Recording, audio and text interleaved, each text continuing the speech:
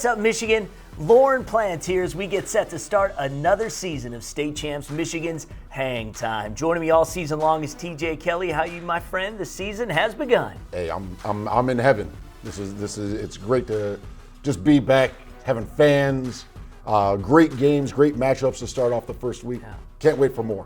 Hangtime is powered by Lawrence Technological University. Do you have the dream of playing college basketball?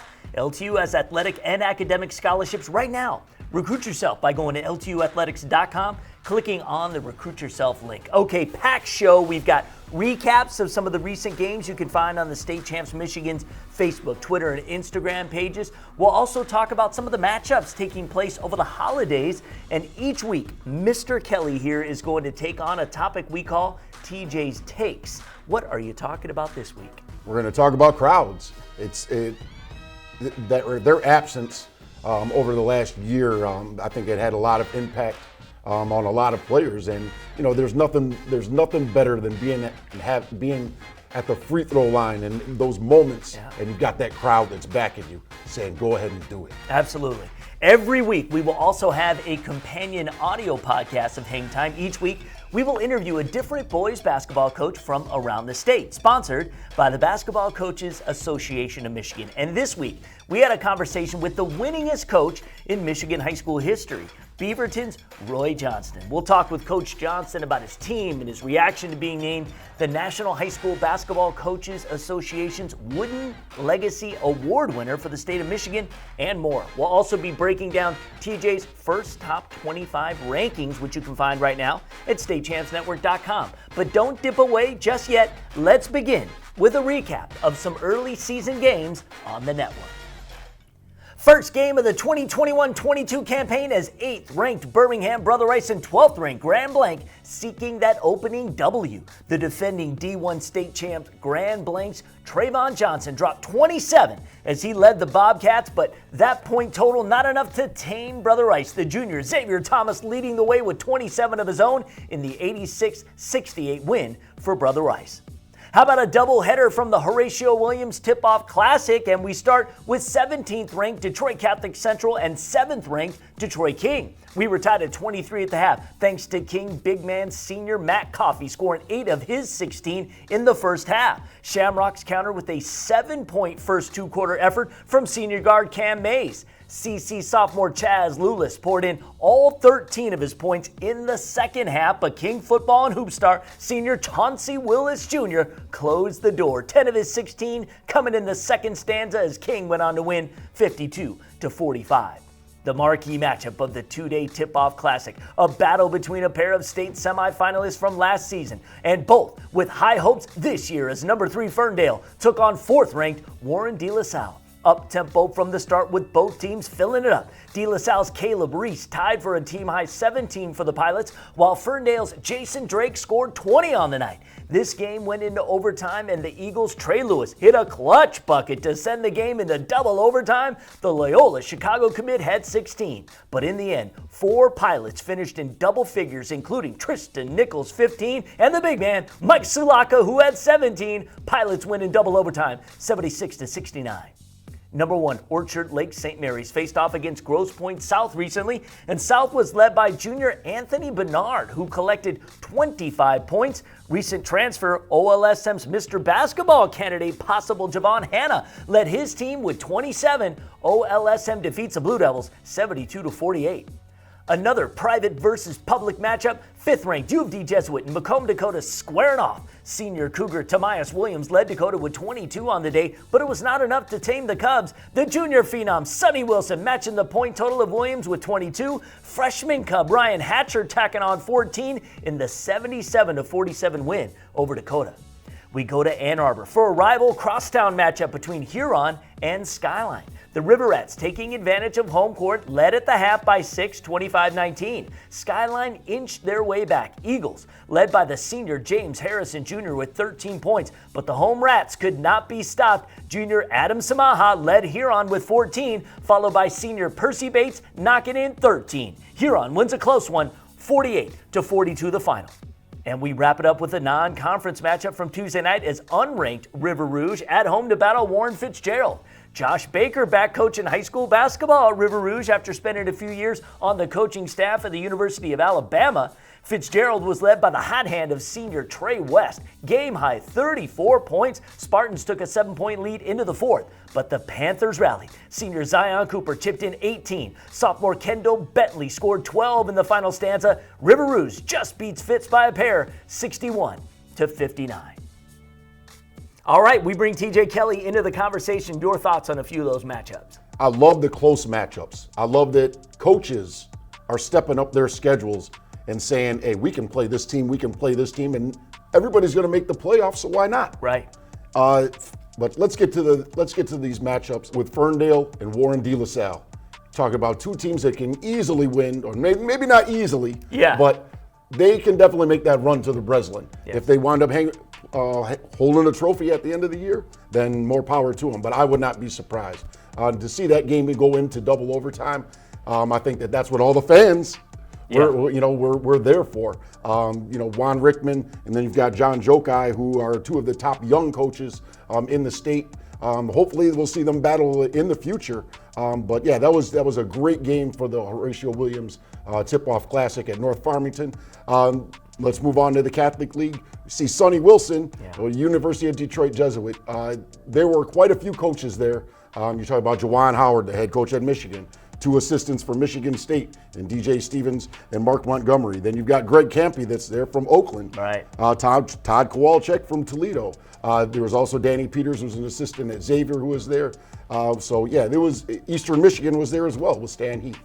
So he got to really show what he could do in front of these guys. So really expecting for his recruitment to pick up that much further, as he does already have mid-major offers. Absolutely. Hey, Hangtime's also brought to you by the Michigan High School Athletic Association. Officials are desperately needed. Go to MHSAE.com for details. Help wanted, just whistle. The Detroit Medical Center's physical therapy and sports medicine team, we've got a whole new crop of game changers coming up in the new year, including some interesting quizzes packed with information you need to know. I also invite you to listen to the Extra Point Companion audio podcast, wherever you get your podcasts. We're thrilled to be partners once again with the Basketball Coaches Association of Michigan, and BCAM would like to celebrate our great game by promoting unity among teams, schools, and communities. BCAM is launching a new program called One Team. We had the pleasure of interviewing the newest recipient of the National High School Basketball Coaches Association's Wooden Legacy Award winner. He is the winningest boys basketball coach in the state of Michigan, Beaverton's Roy Johnston, a high school coach since 1967. He talked about what his program will do to support the Unity campaign.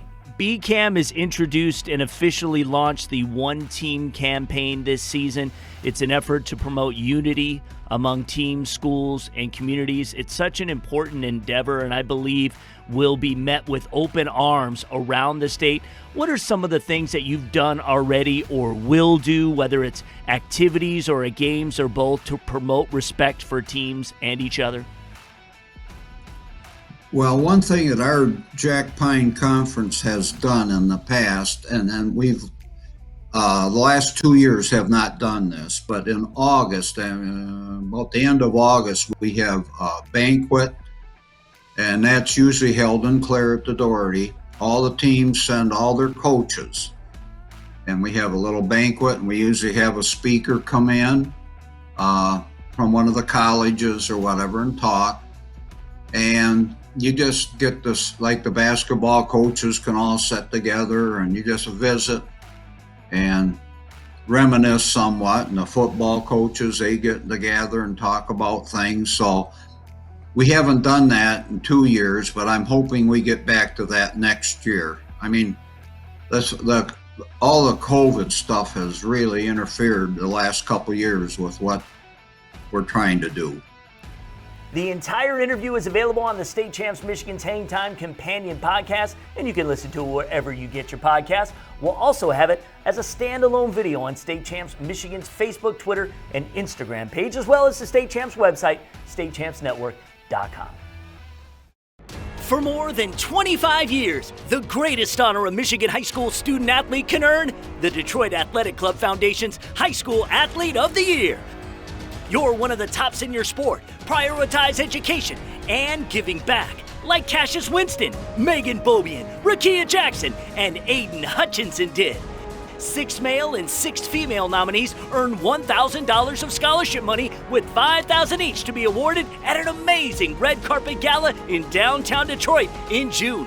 Nominations accepted through March 4th, but know this, you cannot be nominated if you don't apply. Download the application today at dacathleteoftheyear.com.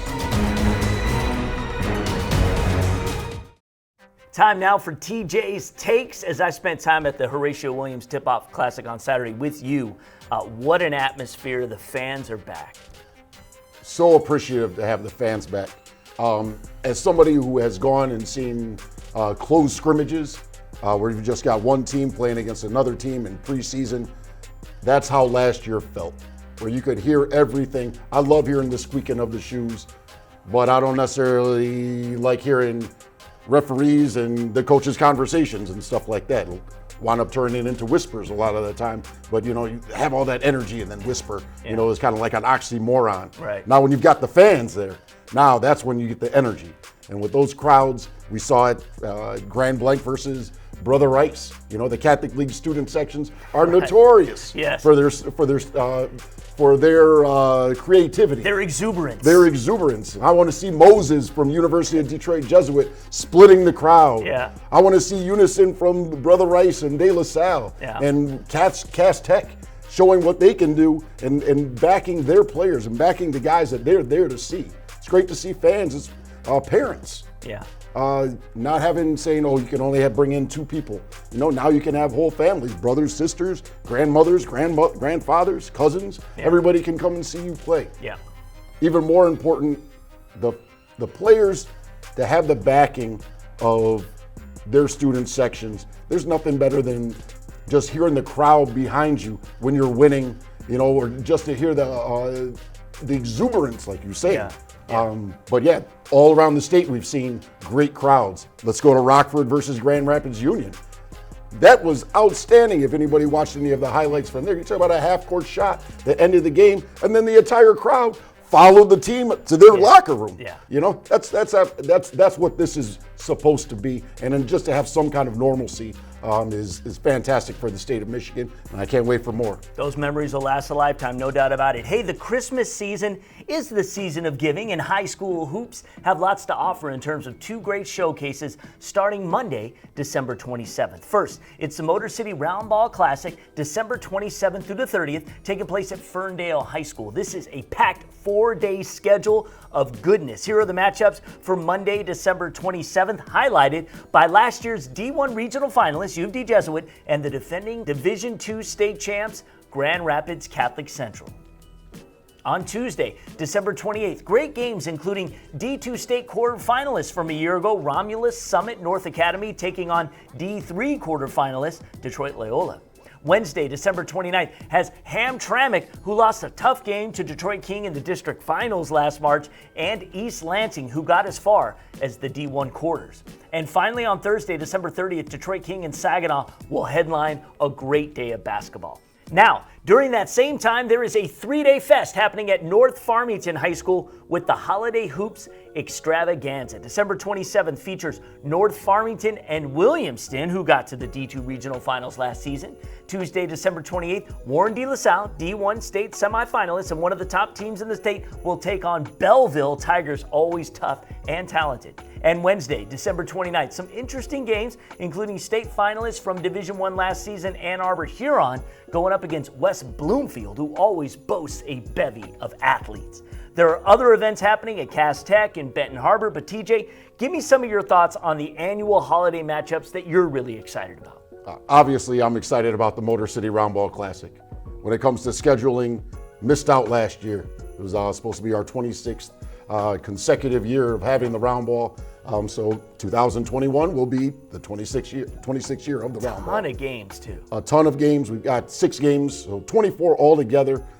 They start at 11:30 and go down to the end, and hopefully we'll be out of there at about 10 o'clock every night. Yeah. Fingers crossed. Yeah. But yeah, phenomenal games, and you're talking about, we've got teams from Monroe to Ludington, Michigan. And try to do all parts in between. We'd definitely love to have some teams from up the Upper Peninsula, but for the pool of teams that we have this year, we've got Grand Blanc, defending state champion. we have Grand Rapids Catholic Central that's coming in. Two of my front runner for Division III is Detroit Loyola, and they come in and play, like you mentioned, against Romulus Summit North. Now we've also got Saginaw Arthur Hill that's coming down to play Oak Park, and I think that Oak Park is one of those teams that's really up and coming. And if you look for the last day, the 30th, it's going to be a phenomenal day where we've got Cass Tech's playing, we've got King that's playing. So you see the best of the PSL. Don't forget Detroit Renaissance is also playing, so it's going to be pretty phenomenal. Let me add Pershing in there. So you got the top 4 teams in the PSL that are also playing on the 30th, and I can't wait. All right, that's it for this week. We'll be taking a break for the holidays, but Hangtime will be back in January and run right through the state finals in March. Thank you so much for watching. For TJ Kelley, I'm Lorne Plant. We'll see you next time on State Champs Michigan Hangtime. Happy holidays and Happy New Year. State Champs Michigan's Hangtime is presented by Lawrence Technological University. LTU offers over 24 varsity sports for men and women, along with several dozen world-class undergraduate programs. Athletic and academic scholarships are available in all sports. Visit LTUathletics.com and recruit yourself. Hangtime is also brought to you by the Michigan High School Athletic Association, promoting the value and values of educational athletics. The Detroit Medical Center Physical Therapy and Sports Medicine Pros. Do you have a sports injury, or are you just looking to take your game to the next level? Go where the pros go. Visit dmc.org/gamechangers. The Detroit Athletic Club Foundation's Athlete of the Year Awards. Applications being accepted now until March 4th, 2022 for the male and female high school athletes of the year. Check out previous winners and download the application today at dacathleteoftheyear.com. And the Basketball Coaches Association of Michigan, BCAM, has launched the One Team campaign, celebrating the great game by promoting unity among teams, coaches, and communities. Find out more at bcam.org.